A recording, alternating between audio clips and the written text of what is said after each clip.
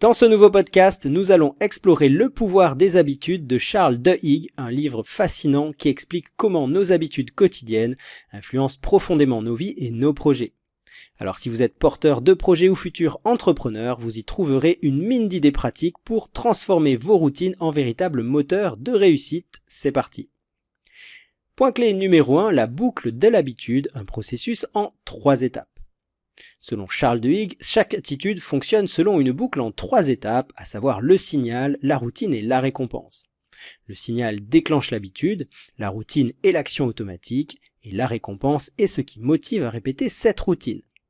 Comprendre cette structure en 3 étapes est fondamental car cela permet de reconnaître et modifier ses habitudes.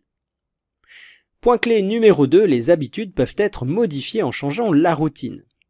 En effet, pour transformer une habitude, il ne faut pas tenter de supprimer le signal ou la récompense, mais de modifier l'étape 2, à savoir la routine elle-même, qui suit le signal tout en conservant la même récompense. Par exemple, une personne qui grignote des sucreries en réponse à un signal de stress peut remplacer cette routine par une promenade ou une autre activité relaxante, tout en gardant la récompense et dans notre cas la sensation de soulagement. Point clé numéro 3, les habitudes clés peuvent déclencher des transformations profondes. Certaines habitudes appelées habitudes clés ont le pouvoir d'engendrer des changements significatifs dans plusieurs domaines de la vie. Par exemple, l'habitude de faire de l'exercice régulièrement peut entraîner des améliorations dans la gestion du stress, l'alimentation et même la productivité au travail. Donc une fois en place, ces habitudes clés créent un effet domino qui impacte positivement d'autres comportements. Point clé numéro 4, l'influence des habitudes sur les organisations et la société. En effet, les habitudes ne se limitent pas à l'individu, elles sont aussi à l'œuvre dans les entreprises.